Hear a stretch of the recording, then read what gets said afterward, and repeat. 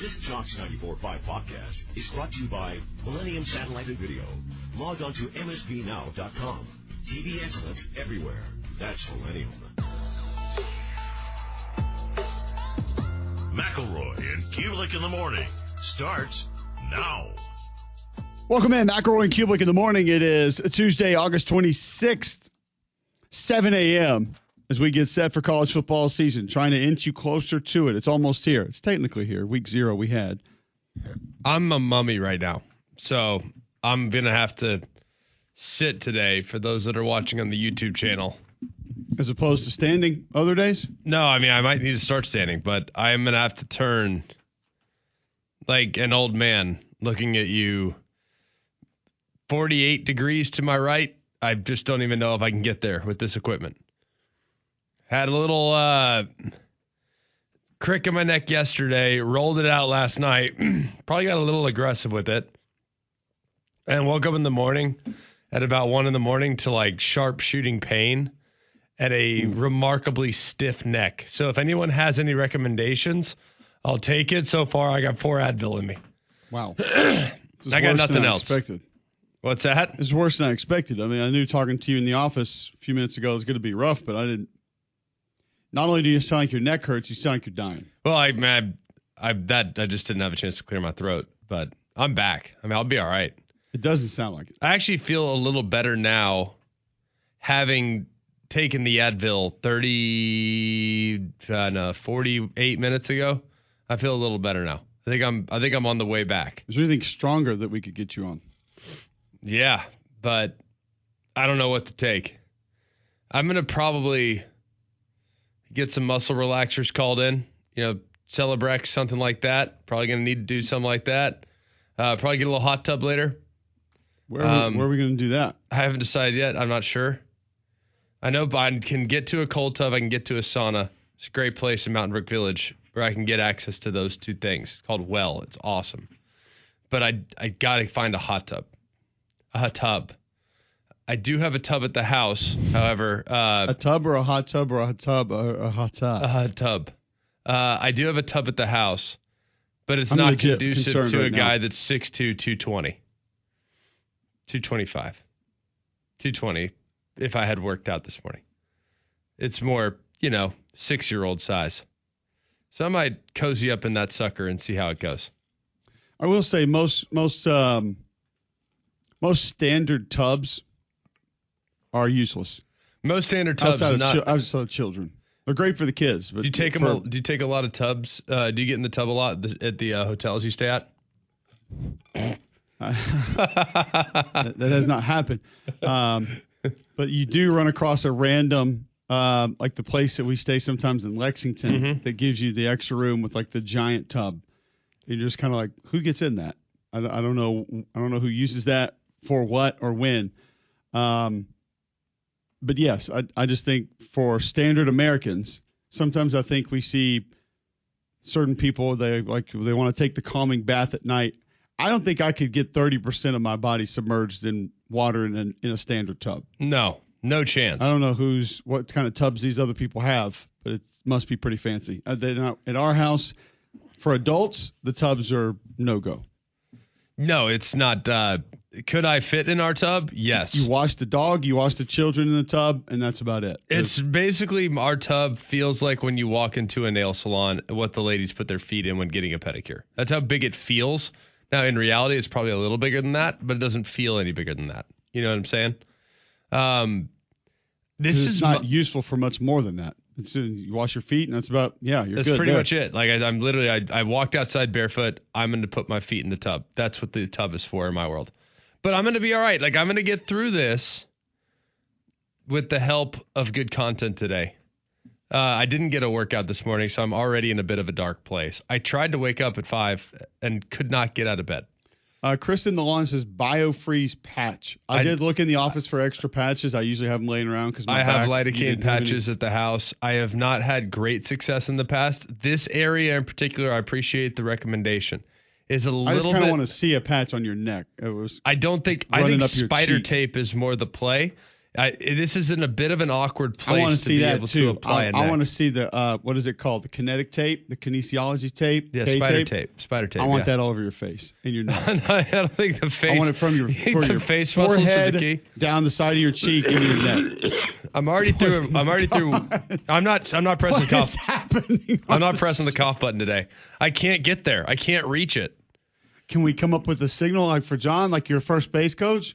Yeah. Like you get a little like the nose. Something like that. Ear is the indicator. And if he goes ear, nose, that means yes. Cough button. Ear is the indicator. Yeah, that feels fair. Oh, I can reach there it. It goes. I got it. It's a far reach. I just dragged the controllers closer to me. I'm good now. But Louis the Armin tweets in, welcome to the beginning of grown man disease at Greg McElroy.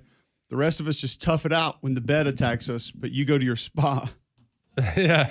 Play Mahjong, probably. He also doesn't even know which spa he's going to. He said he hasn't decided yet. TBD. I need to find a good, solid Whirlpool hot tub. This is what happens when you go to a non-bougie camp? I put my body on the line for the University of Alabama, South Lake Carroll High School, the New York Jets, and Cincinnati Bengals, and now here at Jocks, where I think my body has taken the most damage by sitting here in this rickety chair, leaning over a dang laptop, speaking to this dang microphone. Yep. I left it all on the line. I got nothing left in my body. Definitely Jocks' fault. It's definitely Jocks. Here's You'll be hearing from my lawyer. Transfer portal next. Thomas Mars coming to back you up here. I mean, they're 100%. But I will see it through. I think an inversion table is in my future today. I can help you with that. I think I do have a guy right down the street, though, if you need to go see somebody that can probably help you pretty quick. I don't know if he can get you in, but I'll ask him. What does he have? Does he administer? He doesn't have fancy equipment. He just knows how to make you feel better. If he's going to... he's more a lower back specialist, but he's helped me with my neck before. Yeah. Jeffrey Amherst is his name. For those that are wondering, I don't care. I'll throw it out there because he's really helped me with some stuff. He's really good. Love it. Yeah, I might get to that point today. What's he doing at like 10:04? I might could get him to come up here. Really? I'd do it on the air. Would you be opposed to him doing some dry needling to your neck on the air? I could do that. I kind of want to see you look like Pinhead up here on air. You don't know what Pinhead is. You probably even heard of Hellraiser. I know what Pinhead is. Yet. We're good. I know what Pinhead is. Okay. I'm just making sure. Of course I know what Pinhead. I've walked through Blockbuster. You think I haven't seen Pinhead? I was like, who's this guy, mommy? I feel like he did have a lot of promotional posters. Not many people actually watched that. A ton. I think it was just a cool concept. Hellraiser 15. Why is this why do we have this poster everywhere? Yeah, seriously. This movie is rated like a 4.7 on IMDb, and it's everywhere. Nobody watches this. Nobody watches it. Hellraiser 12.8. But I would be down for some dry needling. I would also be down. I'm going to text him, ask him if he can I would dry be down needle for you that. in the studio. So here's the thing. I felt like it was from leaning forward too much yesterday. So I got on the roller last night and leaned all the way back. I mean, I'm talking like stretch it out, neck down, chin up, head down, chin up, like over the roller and just went hard. Probably a half hour. Probably a little too aggressive. That I'm not as strong as I once was. But here's what I don't understand.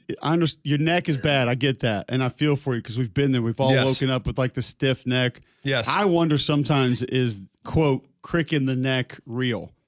Like I need a neck specialist to tell me if that's what we're supposed to call. That's a good point. I've always think it's like a little bit of a muscle tweak. And then it was yesterday. It was really more the trap than it was the it wasn't that bad yesterday. I just thought a little work on it last night would open it up, and it actually compounded the injury significantly. My wife has already helped me out this morning with Penetrex, the muscle and joint. Penetrex, really good, actually. Solid. DMSO is also something that I've used in the past, but I don't have any right now. DMSO. It's basically they put it on horses. No big deal. You need to cut it with a little aloe. According to GoodRx, a crick in the neck is a broad term for neck stiffness or pain that can hinder your range of motion. Thank you, GoodRx. GoodRx. Talk about a go-to moving forward for everything medical. I tell you what, why do you need a doctor when you have that? Wow. Why do you need a doctor when you have that type of access to information? GoodRx, how to fix But I've already done disc. Let's go there. Come on. I've already done a trio of gels and ointments this morning. Penetrex, DMSO cut with a little aloe, and Voltaren. None have done anything. It's all a sham. I'm done with them. I'm in a dark spot about it, but we're gonna persevere today. Just because I feel like I should have worn one of those neck braces. Remember the old foam ones that they used to wear back in the day? Out here looking like Petrino? You made me think of Pop, my dad's dad, my grandfather. He used to rock that? A lot. Really? He had it a lot, yeah. And you used to always look at him and say, man, are you okay? I mean, in Petrino wearing it, I felt like was probably 20 years past when anybody ever did it. But it is a great way to get immediate public sympathy. I don't know. In the 80s, that was the go-to in all the movies for this guy's injured. Oh, yeah, yeah. It wasn't a cast. It wasn't a Band-Aid on the forehead. It wasn't when you had the neck thing, you had been in a bad accident. And you were in trouble. That was the immediate public sign of, I'm hurt. Correct. So it might not have been a bad idea for you. The YouTube numbers have been going up, so a lot of people would have looked at you and said, wow, Greg's struggling today. I need sympathy. That's what I would be going for. If I wore the neck thing, you're asking for sympathy. You're not getting it. I don't need it. I don't want that. I don't think you'd want to wear the neck thing because then people are going to assume you've had like some type of serious car accident and or something like that. Like, I don't know. I think I can be all right. I was just hoping that at some point in the last hour and 45 minutes that I've been awake, it would loosen up, and it hasn't. It usually just loosens up. GoodRx goes further into, for example, you might wake up with tense neck muscles that make it hard to turn your head from side to side, or you have trouble looking over your shoulder, or sitting at your desk for prolonged periods. I tell you talk about a resource here. You talk about somebody just really in-depth, take you behind the scenes of physically what's going on. Yeah. GoodRx. Where have you been my whole life? I'm about done with doctors. If GoodRx is all I got, all I need, I'm good. Pete Moss tweeting another reason why I love y'all. I like to hang out with people who have a guy. I need a blank, fill in the blank, gotta go a guy. Almost brought you guys my product at the Jocks night, but didn't want to be weird. He has a, what is this? Spark Ultimate. No, this is like a, okay. We have a different place for that. I can call BJ at CBD store, see what they got. We can have some of that. We can just put an entire team on you today, Greg. I mean, I might need it. Not kidding. I got to get back. I got to get good. I got to get dialed. You got a game this weekend. Yeah, but you're in the booth though. You could be there like Don't this. You start. Don't you freaking start. Well, I'm just saying it could be worse. You could be a sideline person and have to rove around. Exactly. But I already get enough from him and Luganbill. Oh, you booth tulips. Oh, up there we're not braving the yellow bench. Oh, booth tulips. All right. You have to do your. Is it telestrators? Is this telestrator stressing you out? Booth tulips. I never used that term, but okay. Luke's does. He uses enough for the both of you. Both of yous. We were on the same crew 2 years ago, XFL. I can get my wife to bring like the stick roller up here, and we can like roll your neck out in breaks. Love it. We get Haney to work on that. Mm-hmm. Just sit there and jam that thing into the neck while you're. I have one of those. Yeah, I might even have it up here. To be honest with you, I need. Do you think this has anything to do with the previous calf heart attack that you've suffered? No, I think it's unrelated. I think it all goes back. That was the beginning of the end. Can you have a neck heart attack? That was the beginning of the end. Was the calf heart attack? This is just the next step. It feels like it's been downhill since. This is the next step. Who's in a better spot right now, you or YouTube TV? I think YouTube TV is in a slightly better spot than me, but not by much. Disagree. Why? Because they don't have Fox? They might not have it Friday night. How mad are you? There's never been a better time in my life to hit the new ESPN app. Oh, good call. But isn't the Fox bundle coming later? Yes, the Fox bundle, you cannot access Fox content at the moment. Boy, if they were to speed that up to say Wednesday or Thursday. Do you really want to watch? That might be an automatic shift for me. Do you really want to watch the Auburn game? It might be too stressful. You're right. I should probably go to dinner. It might be too stressful because in the event in which that game's tight down the stretch, knowing how significant it could be for Auburn's season, do you really want to watch it? Or are you better off just reading about it later?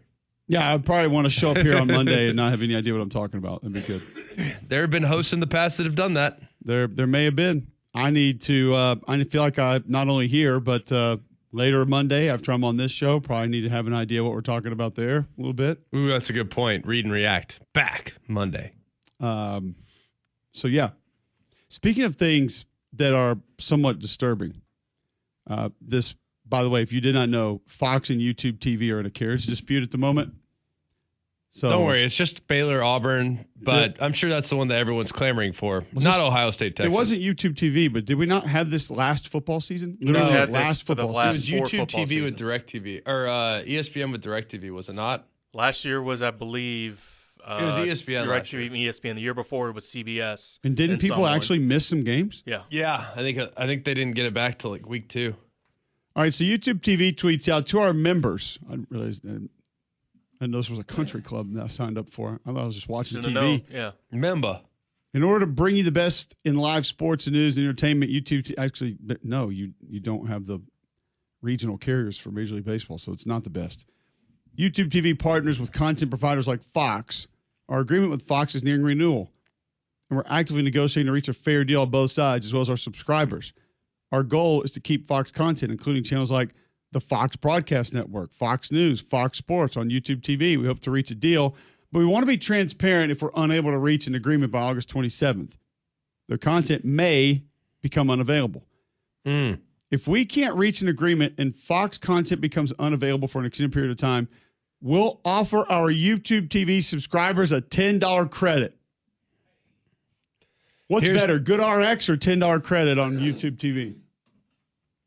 Well, considering I'm going to bet $710 on equally Ohio worthless. State on Ohio State and Texas, and I'm saying this from not my perspective, from a Fox carrier YouTube TV person's perspective. Considering they're planning, a lot of people will be gambling on that game and unable to watch it. I don't think $10 is going to move the needle. You tell me. I'm just going to say this. If you were to miss those games this weekend, specifically, hold on, we're all talking about Auburn on Friday night. What if this thing bleeds over to 11 a.m. on Saturday? Correct. I mean, it's the Auburn game here, big. Nationally, you're talking about people with YouTube TV not being able to watch Texas and Ohio State. I'm actually kind of rooting for this. Sir. But here's $10, sir. I'm rooting for it. Because I want that game to have a slightly lower rating. Is that bad? I'm sorry. There are competitors right now. You're the guy that roots against other teams, aren't you? More than you root for your team. That's okay. It's fine. In a competitive landscape, it doesn't. You're sitting there every night rooting against the Padres. I'm going to be honest with you. In a competitive landscape, if my competitor makes a bogey, that kind of helps me. Whether I'm not actively rooting for it. You're not one of those guys that want to beat them at their best. I want them at full strength. I understand that when the ratings races and one of the highest rated games of the season could be on Saturday and there's a carriage dispute, I understand the importance of getting high ratings and locking in big numbers. So yeah, I mean, I'll admit if it bleeds over into Saturday and that game is unavailable, it's not the worst thing for business. Just being honest. Chris Smith tweets in, can we get a good chiropractic sponsor for the show, given that Greg McElroy today? If today would have been the day for you. I feel like we would have mentioned to you a bunch today. And Greg Skipworth tweeted again, we bought a hot tub we enjoy. Tub in the bathroom, not so much. There's a visual for you. Greg Skipworth in his hot tub. I've always wanted to know. For you. I've always wanted to know about the hot tub in the bathroom. All right, you can help Greg, 800-239-9569, 800-239-WJOX. One other thing that may help Greg is not having the AC on and maybe getting the heat going in the house to try to loosen things up just a little bit. Your Train can help you out with that. Alabama heat can be brutal. Don't let it affect your home and family. Keep them comfortable with an affordable Train cooling system. They've been recognized as America's most trusted brand 11 consecutive years. And their official cooling partner here at Jocks. Find a comfort specialist near you at Train.com. It's hard to stop a Train. Here's a good one. At Mac and Cube, you can always tweet into the show. Chet Wendell Jr. tweets in. Super #glad at Cole Cubelic is locked in on football for week 1 with Bruce Pearl as a guest. Would rather #hear about Friday night's matchup than what Bruce will be doing in 3 months. Thanks, Cole.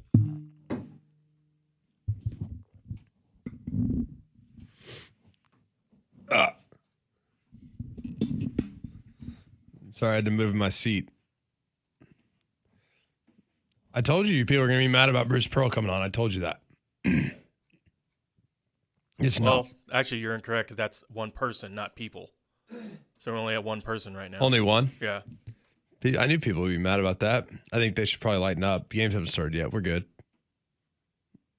But people get mad about stuff like that. They always get mad about stuff like that. I forget what did we have? Who did we have on last year?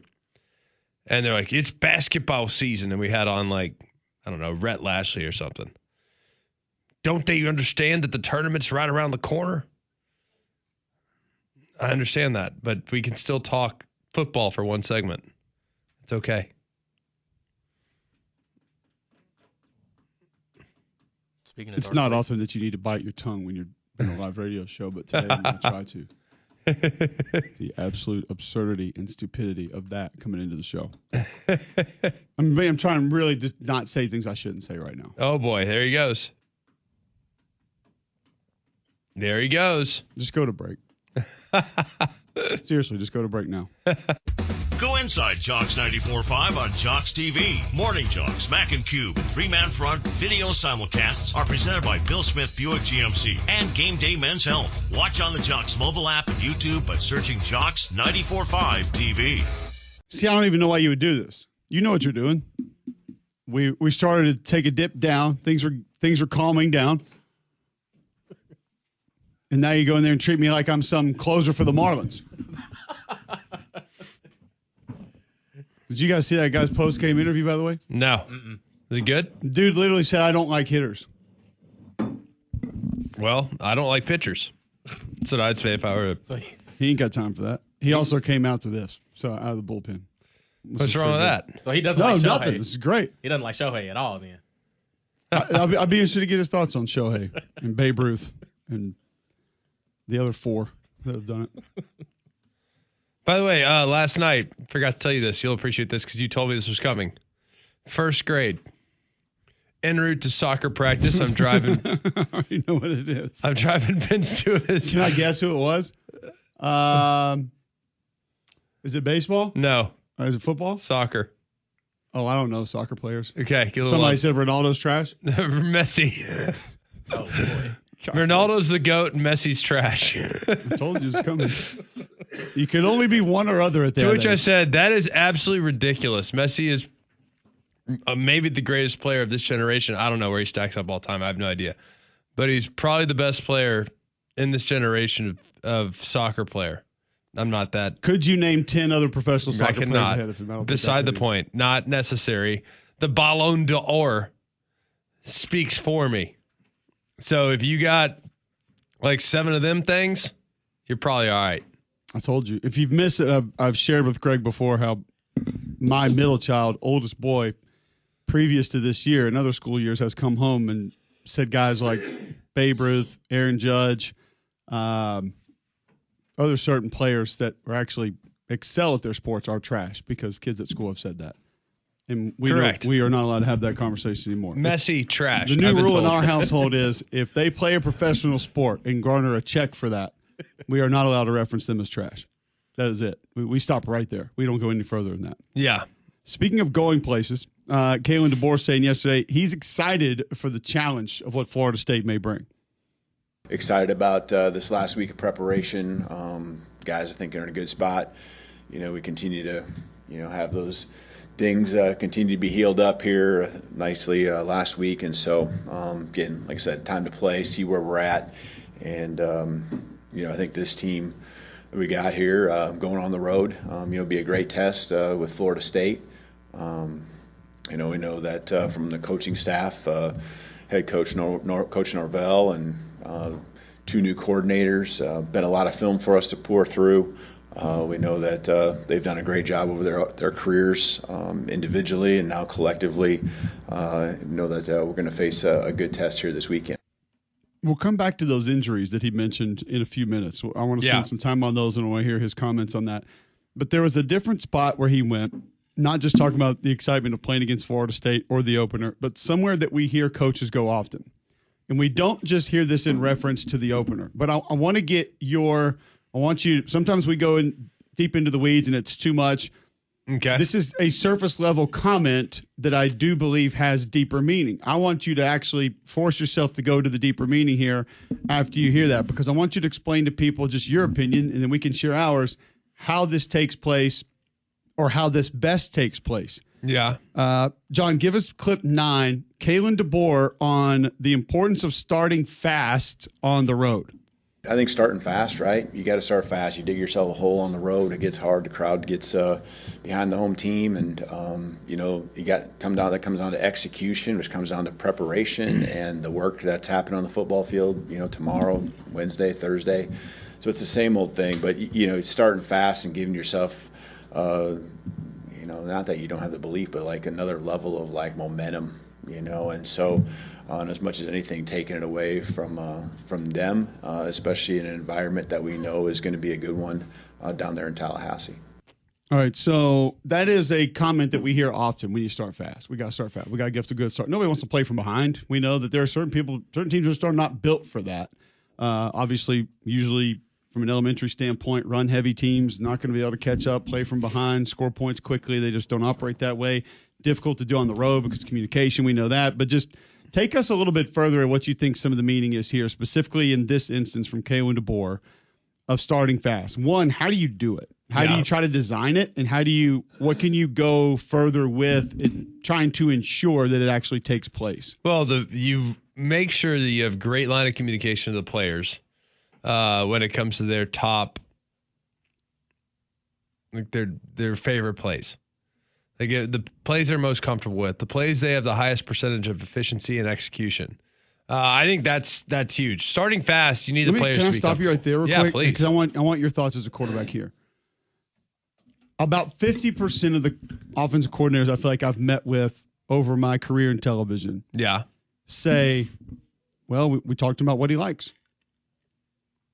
Ask him his favorite plays. What do you feel good with? What do you like? Correct. What do you tell me? And specifically, we'll go, hey, 3rd and long, approaching the red zone. What do you want? What do you want here? What do you like here? And the reason I bring that up, Greg, is some coordinators don't do that. Right. Don't have those conversations. And I imagine that there are some a little bit more stubborn. They're just like, we're going to call what we call. Yep. We always done it this way. Why would we change now?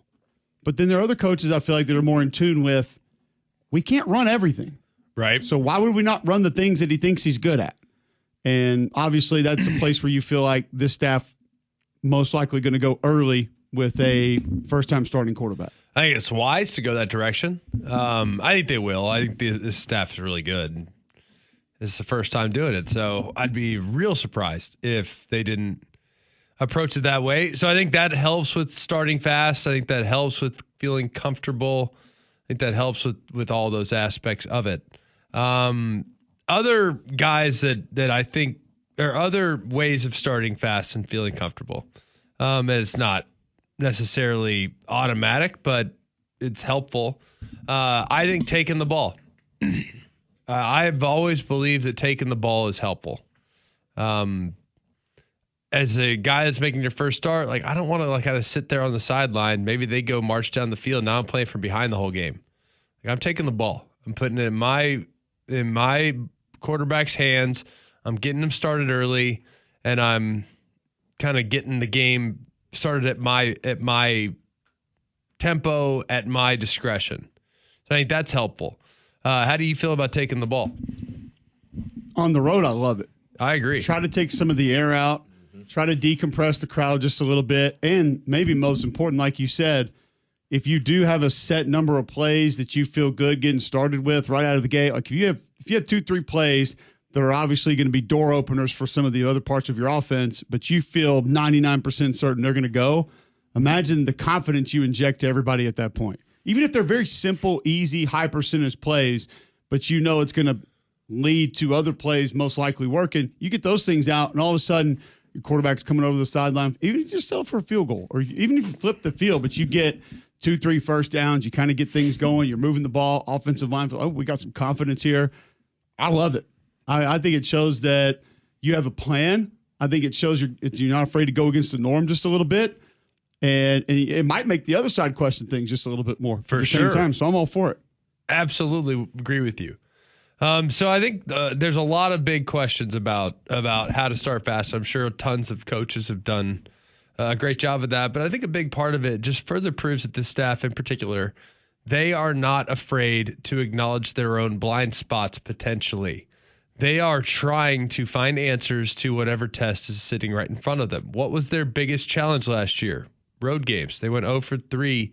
They lost 3 games on the road last year and didn't play well in a few of those games. Tennessee being a good example of a game in which you could have absolutely won if you don't make a critical mistake at the quarterback spot by throwing a pick in the end zone. You look at the Vanderbilt game. Defense just never got off the bus. Struggled that game. You look at the Oklahoma game. The quarterback didn't get off the bus. The offense in general didn't get off the bus.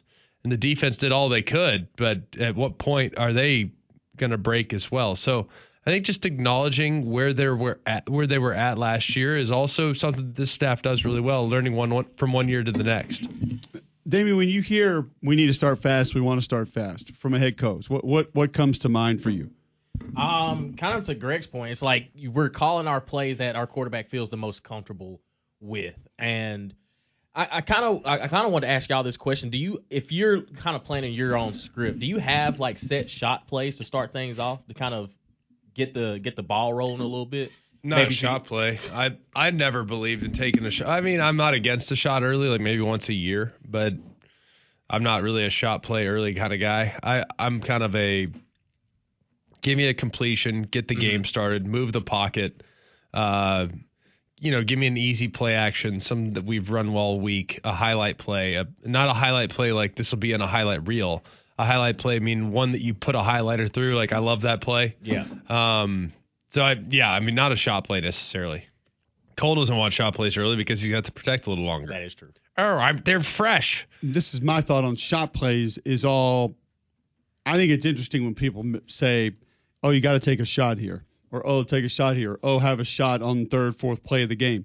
My thought has always been shot plays present themselves. You don't go. You can't create them. Would you disagree or agree with that, Greg? That it's I don't want to say it's situationally, but it's almost predetermined by the defense. Yeah, I mean, if you got two deep safeties sitting back and you just say, I don't care, we're just going to throw it up. Like, here it is. I mean, just because if you got Megatron, great. That's if you're trying to design like a heavy play action shot, like I would recommend going that direction. I mean, I think if you're trying to design a shot play like call 4 verticals, we can call 4 verticals against 2 deep safeties. That's fine. Hey, we want to throw it downfield. You get one on the outside. You get 4 verticals. You read that play side safety. You read your bender inside out. If you got it outside, take a shot. If not, man, live to play the next play. It's all good. Check it down, and we'll go play 2nd and 7, 2nd and 3, whatever it is. So I don't have a problem with the shot play, but what you're describing, yes. I'm not going heavy play action unless I know for sure it's a quarters team. Its safeties are very, very aggressive. Mm-hmm. If the safeties are aggressive early, I'm not going play action shot early in the game. No chance. All right. Look at Cole talking pass game. Golly, we're so back. You love to see it. All you do is just ruffle his feathers, say a couple things about Auburn hoop, and ruffle his feathers. Now he's back. Look how back he is.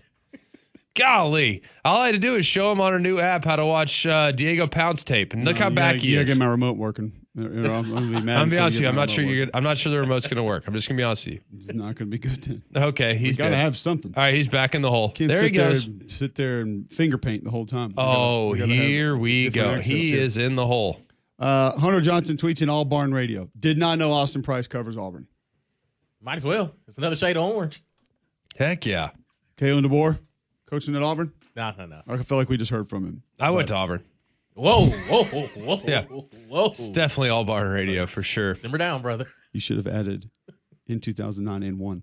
Yeah. Left out the got him. part. Yeah. Take that, Barn. All right, there's some added value for you. We're going to give you more added value here on Jocks. I'll introduce you to our friend and wealth advisor, Tad Hill, your trusted retirement planning partner. Tad, the co-host of Retire with Freedom and radio TV shows in Birmingham and Huntsville. Also designated by Forbes as the #1 financial securities professional in the state of Alabama. for multiple years running. Tab, what do you have for us today? Okay, today is a topic that we've discussed before, but it's a pretty constant issue, and that is market volatility. And definitely the markets have been topsy-turvy for months in a row now. And if you're already retired or you're within 5 years of it, there's a thing called sequence of returns risk. And I can't go through all the math here. I can do that in our course or in a visit. But the bottom line is if you get poor returns early in your retirement, then you are at a much higher risk of running out of money. And our Retire with Freedom process is designed to help you build a plan to insulate you from that. We can help you. I would really encourage you to come to one of our courses or come in for a visit. And the way to do that is to text JOCKS at 205-988-0006. That's 205-988-0006. Text JOCKS, 205-988-0006. This is a paid placement. Investment advisory services are made available through AE Wealth Management. For more information about Forbes rankings, visit Forbes.com. Go inside Jocks 94.5 on Jocks TV. Morning Jocks, Mac and Cube, three-man front video simulcasts are presented by Bill Smith Buick GMC and Game Day Men's Health. Watch on the Jocks mobile app and YouTube by searching Jocks 94.5 TV.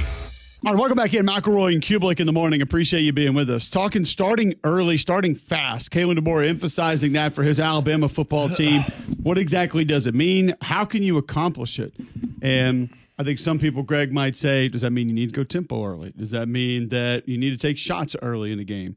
But I liked how you broke it down as to level of comfort with your personnel, with your quarterback, with whoever you're going to be asking to make those plays.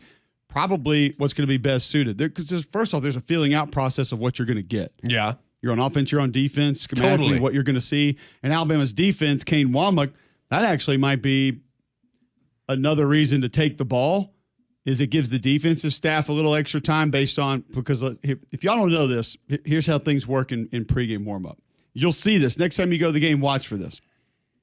So when they go to Tallahassee and they're all out on the field, Florida State will be down on their end of the field, and they'll be warming up. Yes. And towards the end of warm-ups, they'll go individual, and then they'll all come together, and they'll do their team period, and they'll probably run 5 to 7 plays. And the ones will run, and the twos will run, or the ones will run 2 plays, twos will run a play.